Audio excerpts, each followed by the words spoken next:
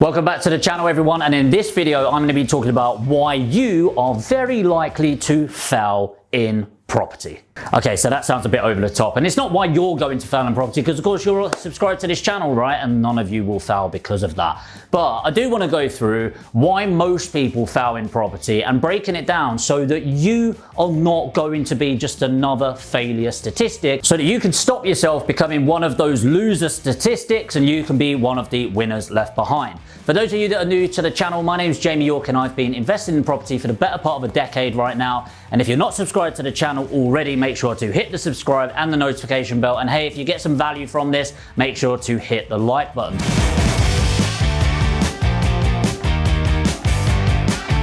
There are several reasons why people fail in property investment, and I want to break down some of them that I consider to be some of the biggest ones.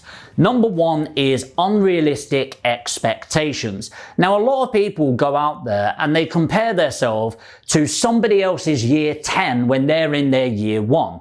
And what I mean by this is, obviously you're watching my YouTube channel. I've been in there in property, was 19 when I bought my first one, but really in the last sort of 8-9 years now, I'll get an accurate number on that, is if you're comparing yourself against me and my ability to find leads, find investment opportunities, then you're really going to start punishing yourself and not feeling great in yourself. But what you're not taking account of is the years that have gone in. You know, people say it takes 10,000 hours to become a master at anything, and I've definitely put in 10,000 hours over those years.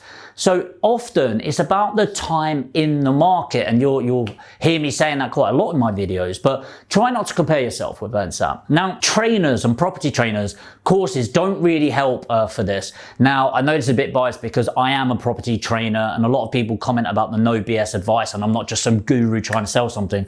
Actually, I am. You know, I do have courses that people can invest in, but I just think this is a space for free content to give value. And I like to have an integrity approach and call it as it is. Now, actually, when you've got trainers going, quit your job in 30 days, how you can make 10 grand a month in just 1 month with 2 hours of your time. And it's bullshit, right? It's actually going to take time. And if you can have those goals, have those ambitions. So for example, every single one of you can become a property millionaire.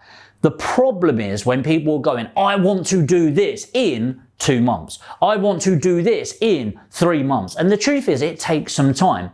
So I was watching a YouTuber, Matt Diavella, incredible guy, incredible videos, nothing to do with property investment. And he was saying about his slow growth mentality. And actually, if you can start to have a 3-year mindset instead of a 3-month mindset, you're much more, you're calibrated a lot better in your brain to expect results over the long term. Now, that's not to say you can't be rewarded in the next 3-6 months, because you definitely can, especially if you're doing something like deal packaging or something like that. You can get quick results.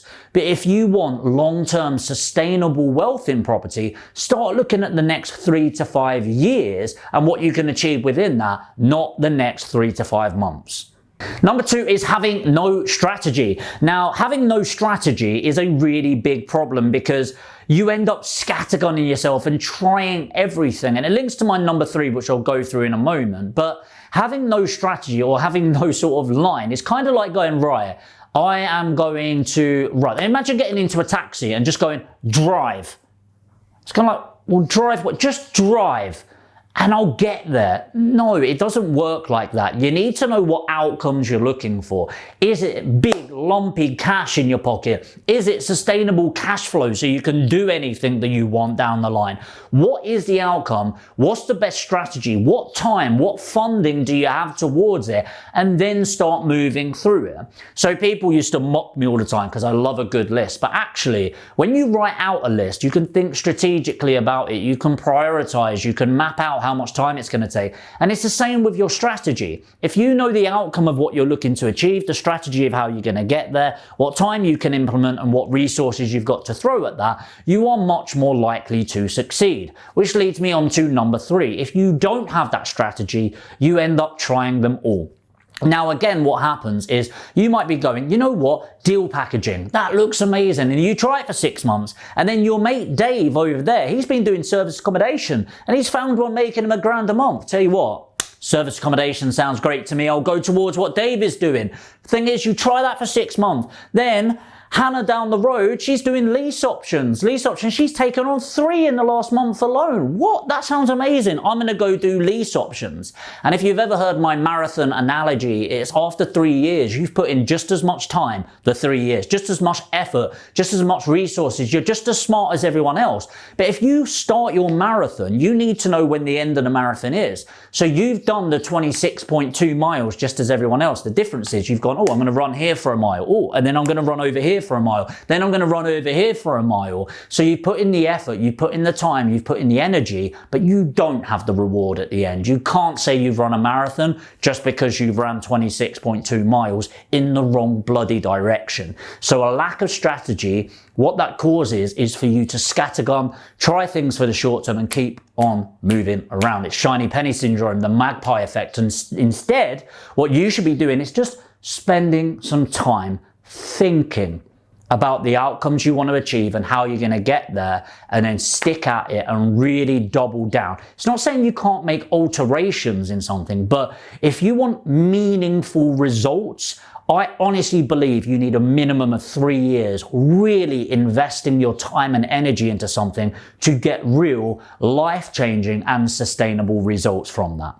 Number 4 is picking the wrong strategy. And this kind of links into the above two, in that often it's that, oh, the new thing on the block. So for example, what's the next one that I think will come up? Probably retail to residential. I don't think it will really come in for the next 1.5 to 2 years. But when it does, oh my God, people will be selling courses like hotcakes. You'll have people going, oh my God, this is a new strategy, I want to get in. The problem with that is, you're not going to do it. You'll do what 90% of people do. They get excited by the new kid on the block, blah, blah, blah, blah, blah. And actually, you're throwing yourself at the wrong strategy. So what you need to be thinking about is, what time do you need to put into this? What experience do you have already? And what funds do you have available? Because if you've got no experience, not a lot of time and not funds, don't go out there doing a new build development, okay? Or a commercial conversion. Instead, you might want to think about raising finance for a buy-to-let, maybe a lease option, and maybe deal packaging, okay? You probably, if you've got no HMO experience, don't want to throw yourself at rent to rent because you don't understand all of the legalities behind it, even though it's made out to be a really basic one. You probably don't want to throw yourself at a development, so you need to think logically, spend some time, and actually it's that whole measure twice, cut once mentality. Okay, if you were going to go build, I don't know, a tree house or something, you wouldn't just go and cut the wood and hope that it all sticks together. Well, I'd hope you wouldn't. You'd put some planning in, you'd start thinking about it, you'd measure it out. And again, that measure twice, cut once mentality, or the sharpening of your axe, as the Stephen Covey's 7 Habits of Highly Effective People, then you're going to get more and better results over the long term. Number 5, biggest failure is because of all of that lack of strategy, lack of direction, lack of planning, you end up becoming a motivated buyer because of lack of patience, right? Especially in the market right now, which is definitely a seller's market, because you're so aggressively wanting to move, you end up buying something because you're stressed and you're motivated and you're fed up with the money being sat there if you're in that situation. And if you are, that's a great situation to be in. The problem with that is you, as I said, become a motivated buyer. So you end up paying way over the odds, getting things wrong, making mistakes. And honestly, I've said this in a couple of my videos, the best deals that I've ever invested in, the best deals that I've ever got are the deals that I didn't do. Okay, so there are projects that I was so close to throwing myself at, but then my logic came in and said, no, Jamie, you haven't done this. And then people were like, well, you need to do it, otherwise we're going to sell it elsewhere. And I said, sell it elsewhere. And they did, and I've seen the progress of that and the mistakes that were made, and it would have cost me a lot of money. Now, here's the thing. If you've got £100,000 and you make the wrong error and you lose 20%, so you get back 80,000, which I've done, by the way. I've made mistakes too.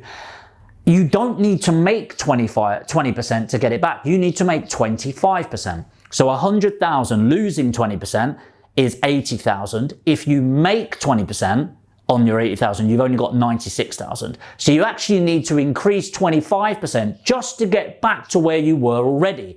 And what does that create with our human behavior? You try to trade your way out of a situation or buy your way out of a situation. And I see it all the time in my trading days when I was buying stocks and spread betting and stuff like that, is when people made a bad trade, the best thing to do would be stop and go home, come back tomorrow, right? But people wouldn't. They go, I can get myself out of this. So they take more and more and more unnecessary risks without looking at the risk-reward ratio and end up knocking themselves out. Do not be one of them. Number 6 is not accounting for ongoing costs. So we have these rose-tinted glasses at the start of property investment where we think we're going to buy a house, refurbish it, let it out, and then there'll be no issues whatsoever. Everyone will rent it from us. They'll pay us on time every time. There'll be no voids, no maintenance issues. The boiler will never break in my house. All of those things. And you know that's ridiculous when you put it out, but they haven't actually factored in. So a real common one is long-term maintenance, okay? So this is why you need to take account of ongoing costs. So for example, the kitchen or bathroom needing to get replaced every 15 years. Now, that's something most people don't account for, and they go, yeah, down the line. But actually, if the problem's caused today or in the next couple of years, like a boiler going, you need to factor in those ongoing costs. And most people don't, and then they're suddenly crippled. And I know people that have got 8 or 9 buy-to-let properties, but can't pay for a boiler, which is a couple of grand when it goes down, which absolutely baffles me, absolutely mind-boggling, but you don't want to find yourself in that situation. Number 7, and this is a really big one, overconfidence in a booming market. Now, it is a seller's market right now. Does that mean you shouldn't buy? Absolutely not. Of course you should buy. Invest, invest, invest, right? Time in the market will always beat timing the market. The problem is when a market is booming like this, especially for traders, flips and stuff like that, you can fool yourself into thinking you know what you're talking about.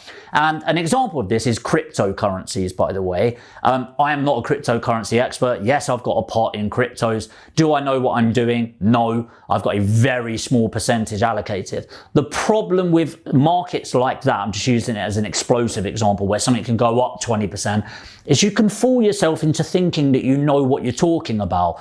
And, you know, we joke about it in the office that there's somebody from the local co-op giving financial advice on cryptocurrencies. And it's like, what are you doing? When your taxi driver's giving you advice on something, you know you shouldn't really take too much notice of it.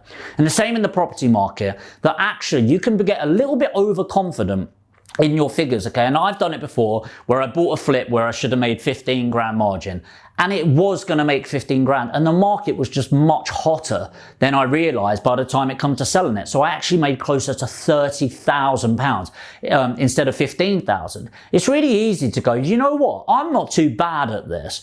And actually, don't fool yourself into thinking you're not ignorant. You are. Okay, so am I. And people then buy on that basis. So the next flip, because they got some luck there, they start buying at shorter and shorter margins, going, it's okay. Actually, these last few properties, they go up. Don't ruin it. Don't let it affect your ego. Ego will be the death of you in your property investment career. Instead, stay conservative with the figures, go from the facts, and understand that you want to be working it out on your worst case scenario, and anything on top of that is your icing, okay? You create the cake, everything else is icing on top. Don't build the cake, the icing, the frivolities, the strawberries, the chocolate, whatever it is on top, because it's only downhill from there. Okay, create something that is good and hope for amazing. Don't build it out on amazing and then get good results, and good results end up crippling you and being the bane of your investment career. Finally, and this is one of the biggest ones, is doing it alone. Seriously, if you are not well educated, this isn't buying a packet of crisps, okay? This isn't like a 20 quid investment. This is tens of thousands or hundreds of thousands of pounds. The amount of people that I've seen get a little bit of information and then go, all right, that's it, I'm good to go. They've read a couple of property books, they've watched a couple of videos on YouTube and think they're property professionals. It's ridiculous. Now, obviously, I am biased with this because number one, I'm an educator and I get paid for that. If you're interested, put education below. And I'm a property sourcer, and I own a business that finds property investment opportunities for hands-off property investors. If you're interested in that, you could put APG in the comments. But so I am biased, and there it is. I've done my little pitch. But seriously, it baffles me the amount of people go, oh yeah, you can just Google it. You can find any information. Well, yes, you can. The problem is, if you don't know what you're talking about, how do you know the information that I'm talking about is good? You don't, right? How do you know what order to follow the information in? You don't. How do you weed out, the wheat from the chaff? Never understood that. But all of the idiots out there that are giving really shit advice, and there is, by the way, quite a lot. So one of the biggest mistakes that I see is people doing it alone. So I strongly suggest, if you do not know your area and you don't have time to invest in that, get a deal packager, get a property trader, get a sourcer to work with and build a relationship with. I'd love for that to be with me, but if it's not, there's plenty out there that are really giving a great service, okay? So make sure you're getting one of those. Make sure, if you don't fully understand the process and the strategy, get educated. Now, for me, I like doing free research first. Then when I'm ready, I like doing paid for education. And then I like getting a mentor. Okay, I've done it in every career I've gone into, every business that I've got. And I really do think that's contributed heavily to my success, because I don't like ignorance, and I'd much rather invest in somebody else's mistakes than make the mistakes on my own. So within that, when I talk about ignorance, people say ignorance is bliss. No, ignorance cost you a bloody lot of money. And the worst part of ignorance is when you have a bit of information. It's kind of like procrastination, and I'll get to, that's another video. But with ignorance, when you know nothing and you're ignorant to it, at least you know you're ignorant to it. The problem with a little bit of information is you can fool yourself into thinking you have it all. And that's where ignorance really can cost you a lot of money, where you end up buying a property for way more than it's actually worth, and make some basic errors that you could have cancelled out by getting educated properly, working with a mentor or a sourcer in your area. And the big final tip, if you want to make sure you're making none of the above mistakes and educating yourself in the best way possible for free, is by subscribing to this YouTube channel. Now, yes, I am making a pitch, but genuinely, I like to give out no BS advice. I want to help people grow as much as possible. And hey, the law of reciprocity, I'd love to grow this channel too. So if you are getting value from this, I would love it if you hit the like button, the subscribe, and the notification bell if you're not subscribed already. And I don't often ask for this, but if you found value from this video and you think it could help people on your social channels, there is a share button there as well. I'd love it if you could share it to your social platforms. Put a little bit about what you learn, and I hope to see you in the next video. And whilst you're doing that, why don't you give this one a watch?